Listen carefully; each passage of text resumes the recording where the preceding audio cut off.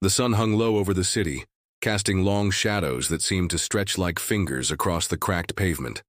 It was one of those sweltering afternoons where the air felt thick enough to choke on, and the tension in the precinct parking lot was no lighter. Two officers leaned against their patrol car, sleeves rolled up, laughing too loud about something that wasn't funny. Their eyes locked onto a man across the street, a black man in a plain gray hoodie, head down, walking, with the weary slump of someone who'd already fought too many battles that day. "Check this out," one cop snorted, nudging his partner. "Bet he's got warrants." The other grinned, reaching into the trunk for a rusted ball and chain left over from some forgotten community theater prop. "Let's give him a taste of the good old days," he said, the words dripping with a cruelty they mistook for humor. What they didn't know, what they couldn't know, was that the man they ambushed, shoving the cold metal around his ankle while mocking his stunned silence, wasn't some random stranger. His name was Marcus Johnson, and in less than an hour he'd be sitting across from them in a boardroom, introducing himself as their new chief.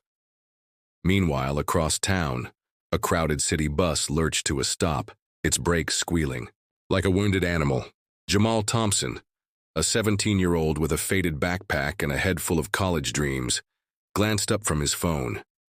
His eyes landed on a pregnant woman standing in the aisle, her face pale, one hand gripping a pole while the other cradled her stomach. Without a second thought, Jamal stood, offering his seat.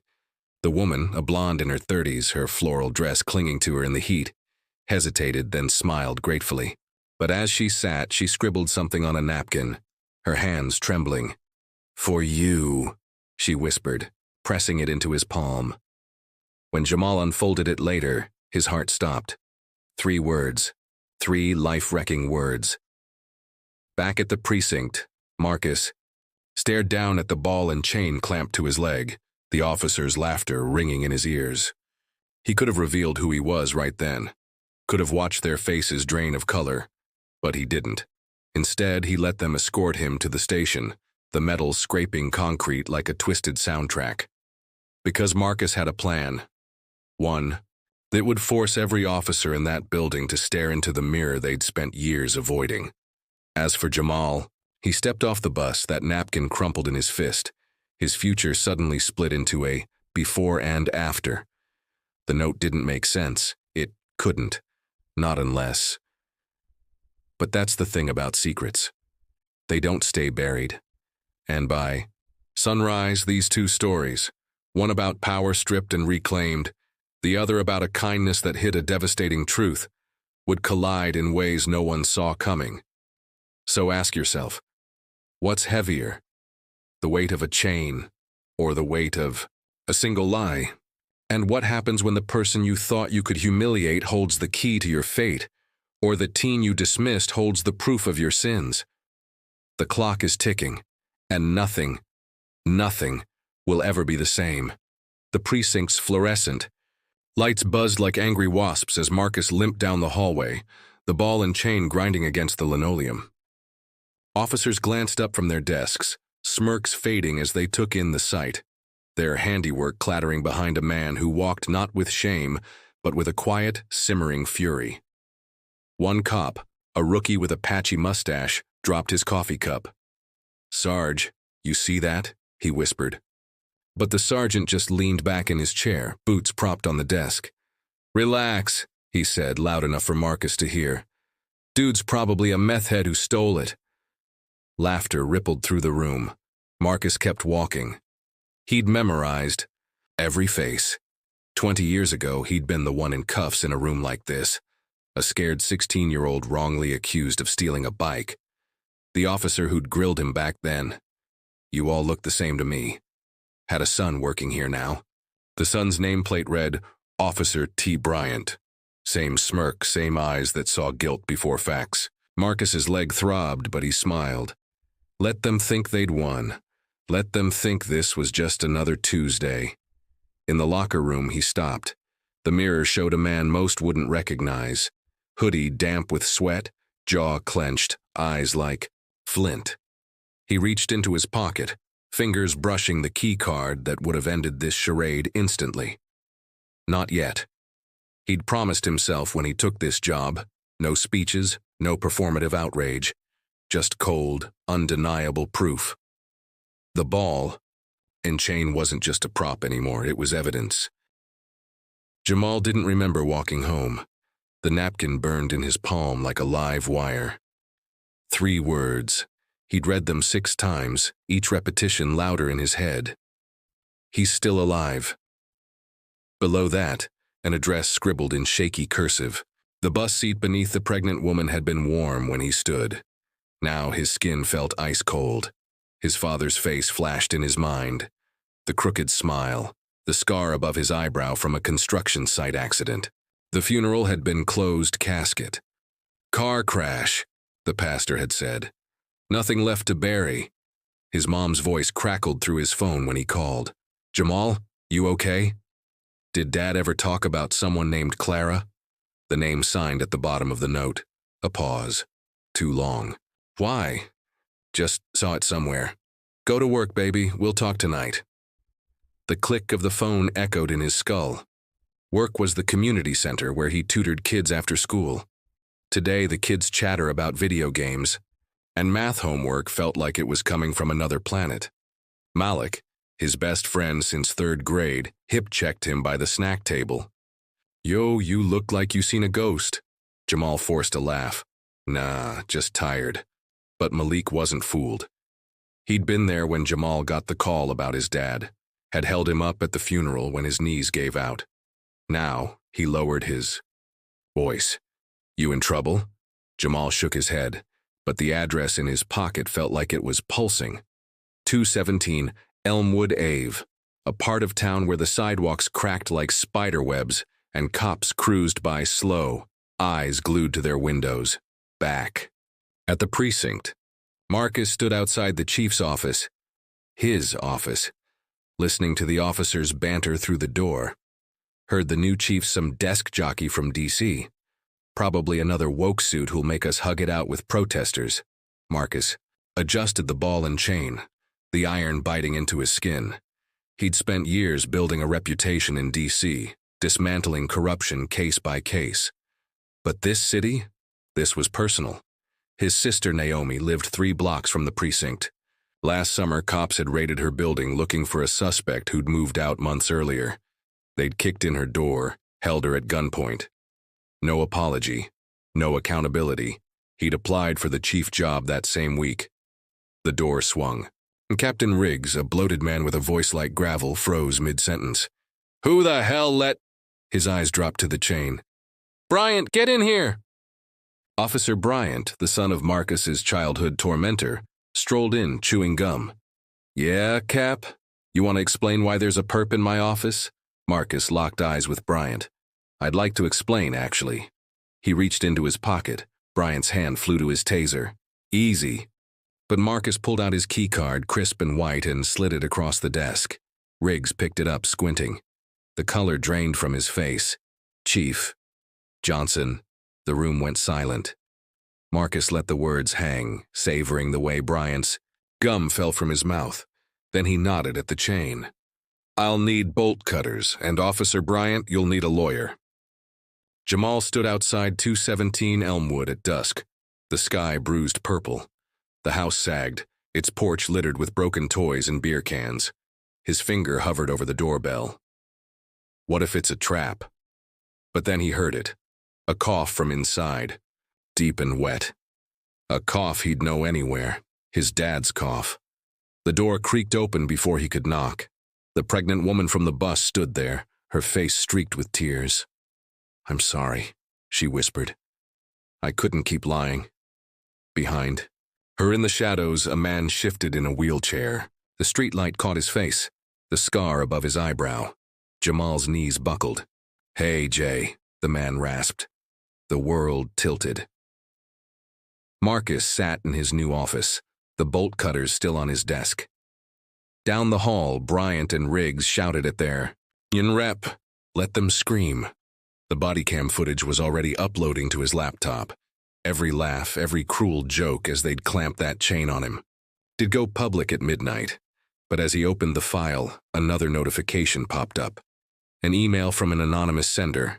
Subject line: urgent. Watch your six. Attached was a photo of Naomi's apartment building. Timestamp: 2 hours ago.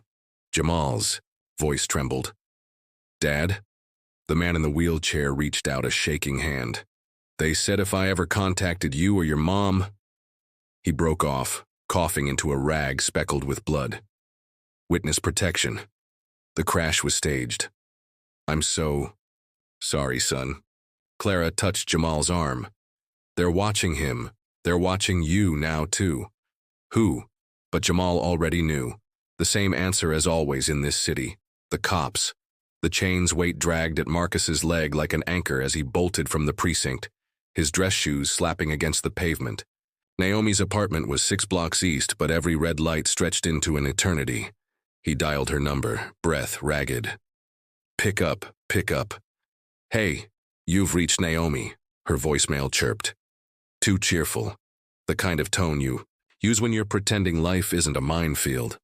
Marcus hung up, cutting through an alley where graffiti screamed "a cab" in dripping red letters.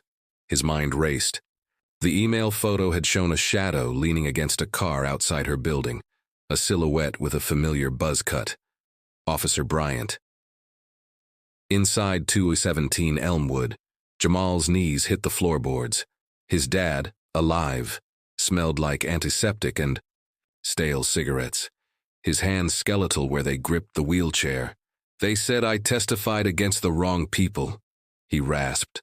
Clara hovered in the doorway, arms wrapped around her pregnant belly like she was holding herself together. Your dad helped put away a narcotics team, she said. Cops who were stealing evidence, selling it. Her voice cracked. They threatened to kill me, my baby, so he faked his death to protect us. Jamal's phone buzzed. A text from Malik. Where you at? Cops rolling through the center asking about you. Cold slithered down his spine. We gotta go, he said, grabbing the wheelchair handles. His dad gripped his wrist. Jay, listen, the stuff I took from them? It's not just drugs. There's a ledger, names, dates. He coughed, bloody spatter blooming on his lips. Buried in the old backyard, under your mom's rose bush. Clara yanked the curtain aside. Outside, headlights swept the street. They're here. Marcus skidded around the corner to Naomi's building, the chain now slick with blood from his raw ankle. The shadowy car was gone, but the lobby door hung open, broken glass glittering on the steps. He took the stairs 2 at a time, his heart a jackhammer. Please just be at a friend's, please. Her apartment door was ajar. Naomi? He shoved. It opened. The living room was pristine, couch cushions fluffed, dishes drying by the sink. But her laptop sat open on the coffee table, screen frozen on a paused video. Marcus hit play, security footage from the precinct parking lot. Him, in the hoodie. Bryant and his partner laughing as they clamped the chain. The timestamp. Today, 2:14 p.m. A sticky note on the laptop read, "You think you're the only one who collects evidence?" Jamal pushed his dad's wheelchair through the overgrown backyard of their old house, the moon veiled behind clouds. His mom's rosebush was a thorny tangle in the dark. Should have dug it up years ago, his dad muttered. Didn't want to hurt her more. The shovel bit into the dirt. Jamal's phone buzzed again. Malik, calling now. He ignored it. Metal clinked. Jamal dropped to his knees, clawing at the soil. A rusted lockbox emerged, its edges crusted with mud. Inside, a waterlogged notebook, pages stuck together, but the names leapt out. Riggs, Bryant, payments, shipments, headlights. Flooded the yard. Freeze, a voice barked. Hands where I can see 'em. Jamal turned, shielding his dad. 2 officers approached, flashlights blinding. Not Bryant, not Riggs. Young, nervous. We got a call about a prowler, one said. Hand on his holster, Jamal's dad wheezed. It's them. They sent rookies. Check the box, Jamal blurted. It's got proof about the cops you work for. They're dirty. The officers exchanged glances. The taller one crouched, flipping open the ledger. His flashlight. Beam trembled as it scanned the pages. Holy shit, he whispered. That's the captain's signature. Marcus stared at Naomi's empty apartment, the video looping silently. She'd been watching him. All this time. His hands shook. He'd spent years protecting her from the world, but never stopped to ask if she'd been protecting him, too. His phone rang. Unknown number. Chief Johnson? A woman's voice shaky. It's Clara. I need help. They're following us. Jamal has the ledger, but... A muffled crash. A man's shout. The line went dead. Marcus was already running, the chain forgotten. But as he hit the street, a black SUV peeled around the corner, headlights off. It idled beside him, window rolling. Down evening, Chief, drawled Captain Riggs from the driver's seat. Heard you're looking for a truce. He held up a phone. Live footage of Naomi tied to a chair, gagged, her eyes wide with fury. Let's negotiate. Jamal watched the rookie officer's face pale. We can't. We gotta call this in. The cop stammered, reaching for his radio. They'll kill you, Jamal's dad croaked. You think Riggs lets rookies live after they see this? The officers froze. Somewhere down the street, a car engine growled. Clara gripped Jamal's arm. There's a safe house, my cousin's in the next county. But we need to move, now. The tall rookie slammed the ledger shut. Get in our cruiser, we'll take you. Why? Jamal demanded. The cop's jaw tightened. My brother. He died of an overdose last year. The drugs that killed him. Had evidence tags still on the bag. Marcus's fingers dug into the SUV's window frame. If she's hurt, relax. Riggs chuckled. We're all civilized here. He nodded to the back seat. Bryant sat there, grinning, a pistol, resting on his lap. Get in. We'll drive someplace quiet, talk about deleting files, returning property. Marcus calculated the odds. The body cam footage was set to auto-release at midnight, 2 hours from now. But if he died in this car, the system would erase it. Unless... He slid into the passenger seat, the chain clanking. Let's talk. Riggs smiled, pulling into traffic. Smart man. But as the SUV rolled past the bus depot, Marcus spotted a flicker of movement in the side mirror. A figure in a gray hoodie, phone raised, sprinting after them. Naomi's best friend, Tasha. Live streaming. The cruiser's tires screeched onto the highway, Jamal clutching the ledger to his chest like a shield. Clara's contractions had started 10 minutes ago. Breathe, Jamal whispered uselessly as she groaned. His dad slumped in the front seat, unconscious now, blood soaking through his shirt. The rookie driving glanced back. There's a clinic off exit 22. They don't ask questions. No, Clara gasped. They'll find us. Jamal's phone lit up. Malik, texting a TikTok link. Dude, is this you? He clicked it. Grainy footage, zoomed in from a distance. Marcus getting into the SUV. The caption, New police chief kidnapped? The video had 40,000 views. They're watching, Jamal whispered. All of them. Bryant pressed the gun to Marcus's ribs. Where's the backup files? Marcus kept his eyes on the road. You ever think about how your dad did this same song and dance? How it ends? Bryant's smile faltered. Riggs' phone rang. He answered, then swore. The hell you mean it's trending? Marcus allowed himself a grim smile. Tasha. The girl who'd filmed every protest, every cop beating since she was 14. The girl who'd once told him, videos don't lie. Pull over, Marcus said, or the whole world sees you murder me. Riggs' knuckles whitened on the wheel. You think I care about some likes? But Bryant was already sweating. Cap, my wife's gonna see this. The SUV swerved toward the river. Jamal's dad jerked awake, gasping. The ledger, page 34. The code, it's bank accounts. He clutched Jamal's hand. Promise me, you'll burn them all down. Clara screamed, her water breaking in a rush across the back seat. The rookie hit the gas. 2 minutes to the clinic. Jamal flipped to page 34. Numbers, initials, and a single name underlined in red. Riggs. His phone buzzed again. Marcus's. Face on every news app. Chief Johnson missing. Somewhere, a clock ticked. Midnight. The body cam footage, the ledger, the baby coming, the gun in the SUV, all barreling toward the same moment, all waiting to explode.